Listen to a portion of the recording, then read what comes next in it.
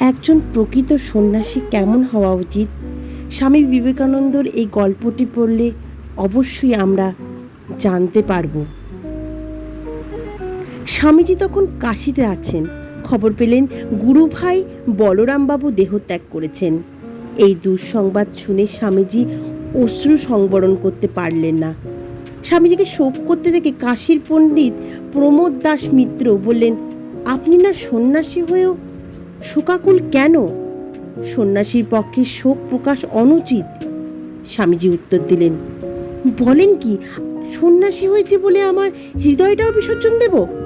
প্রকৃত সন্ন্যাসীর হৃদয় সাধারণ লোকের চেয়ে অনেক অনেক বেশি কোমল হওয়া উচিত। হাজার হোক, আমরা মানুষ তো বটে, তাছাড়া তিনি আমার গুরু ভাই ছিলেন। যে সন্ন্যাসের হৃদয় পাষাণ করতে শিক্ষা দেয়, আমি সে সন্ন্যাস গ্রহণ করি না। স্বামীজি বলতেন, যে সন্ন্যাসীর মনে অপরের কল্যাণ করার ইচ্ছা নাই, সে সন্ন্যাসী নয়। তিনি আরও বলতেন, বহুজন হিতায় বহুজন সুখায় সন্ন্যাসীর জন্ম। বিধবার অশ্রু মুছাতে, পরের জন্য প্রাণ দিতে, পুত্র বিয়োগ বধূরার প্রাণে শান্তি দান করতে, সকলের ঐচ্ছিক এবং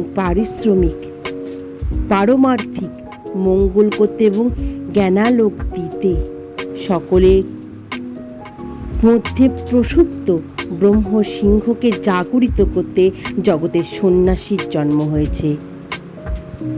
আজকের এই গল্পটি থেকে আমরা শিক্ষা পাই যে একজন প্রকৃত সন্ন্যাসী অত্যন্ত কোমল মনে হওয়া উচিত। উগ্রভাবে সন্ন্যাসী হওয়া যায় না। নমস্কার।